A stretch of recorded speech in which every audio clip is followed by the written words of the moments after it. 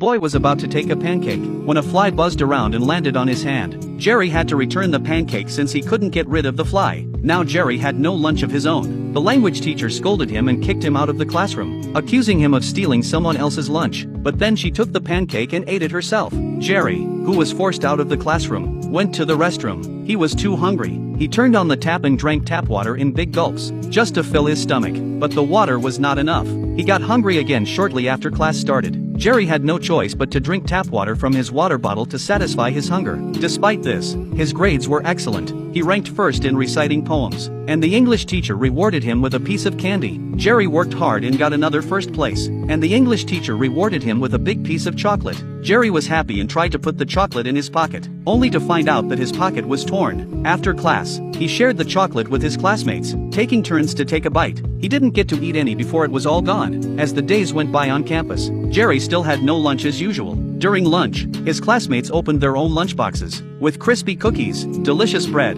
and savory egg pancakes with side dishes. Everyone enjoyed their meals, while Jerry could only swallow his saliva on the side. His classmates asked him if he wanted to eat with them, and he pretended to have money in his pocket, and said he would go out and buy some good food. This went on and on. Every day at noon, Jerry made up various lies to respond to his classmates' questions. Gradually, his classmates stopped asking and even shared their lunch with him. Jerry was ashamed and only took a small piece to put in his mouth. But even so, he was very satisfied. The language teacher was also a person who never brought lunch. Every day at mealtime, she would come and grab her students' lunchboxes to eat. Today, she was late and all the lunchboxes were empty. She looked at Jerry, who was licking the last bit of curry in his bowl, and she couldn't believe her eyes. She took off her glasses in anger and vented all her anger on Jerry, blaming him for eating her lunch. Jerry's classmates comforted him, but Jerry was ashamed and helpless, so he stood up quietly and left the classroom without a word. The teacher secretly opened a colleague's lunchbox, stuck her greasy hands in it, picked up a French fry, and stuffed it into her mouth.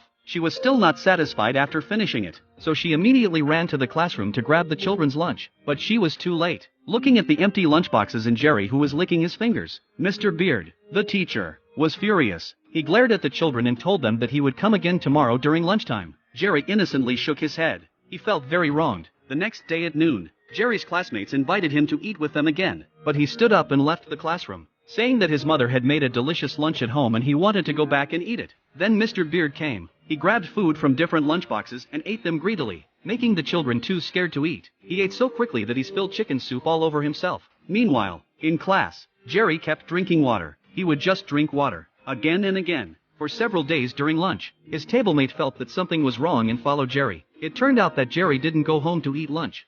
Instead, he wandered alone on the streets. When his classmates asked him why, Jerry said his parents were working in another city, and there was no one to make lunch for him. Oliver offered to share half of his lunch with Jerry every day, to prevent Mr. Beard from taking their food. They tried to hide from the teacher every day at noon, and Mr. Beard searched everywhere for them. But after 3 days, he still couldn't find them. Helpless, Mr. Beard had to go and beg for his colleagues' lunch. On the 4th day of class, he kept staring at the students' lunchboxes, while drooling and quoting Oliver's words. But Oliver had lied to him. At noon, the teacher headed straight to the staircase that Oliver mentioned, but he still couldn't find them. As they enjoyed their lunch on the rooftop, they watched the joy that the teacher's search brought to campus. However, they were eventually found by Mr. Beard. He was now so angry that he vented all his anger on Jerry, even ordering him not to come to school if he didn't have lunch. Seeing his empty lunchbox, Mr. Beard immediately expelled Jerry from school in a fit of rage, and then left in a huff.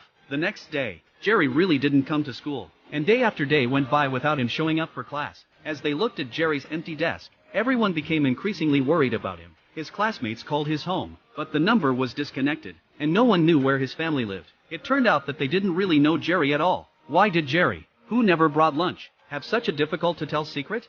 The man glared at Jerry with a fierce look and slapped him without a word. Just because Jerry didn't come to help out at the store today, Jerry hung his head, afraid to speak or resist, but he helped with the work after his uncle calmed down. He washed dishes, wiped tables, and carried beer. As Jerry couldn't bring lunch to school, he had not been attending classes for a long time. He spent his days wandering in the park, hiding on the side to learn dance moves from children. One day, the dance teacher discovered his talent and let him represent the school in a dance performance. Jerry was ecstatic and joined the training camp for free. When he returned to the restaurant, he asked the chef to leave him some leftovers, so he could have lunch and go to school. The kind chef learned about his difficulties and prepared a large box of delicious food for him. The next day, Jerry arrived at school full of hope, went straight to Mr. Beard's office, and told him he had lunch. He carefully laid out the lunchbox and pushed it towards the teacher, saying, "You can have all of this. Please let me come back to school." Mr. Beard looked at the delicious food in front of him, but he didn't eat it. Instead, he felt an overwhelming sense of shame. He shouldn't have been so cruel to a child. He couldn't face this kind student anymore, and he asked the principal to write an apology letter to Jerry. Feeling ashamed, Mr. Beard left the school silently. Jerry fulfilled his dream and represented the school on stage, receiving a warm applause from the audience. After the performance, his English teacher offered to take him home, but Jerry refused and said his mother was waiting for him outside in the car. It was a lie, and his mother wasn't there to pick him up. The principal had taken him near his home. It was a surprise to everyone that Jerry lived in a shabby restaurant. He lit a candle and talked to his parents in heaven about his performance that day, then slowly drifted off to sleep. In his dreams, he shared his lunch with his classmates every day, boasting that it was made by his mother. And every teacher praised her cooking skills. Even though Jerry worked in a restaurant and didn't have lunch, he never gave up on his dreams in life. He didn't want to tell anyone about his misfortunes and just lived on with a tenacious optimism. He was just a child, but he was so mature. As I reached the end, tears flowed out of my eyes uncontrollably. I hope all the children in the world can be tenderly cared for.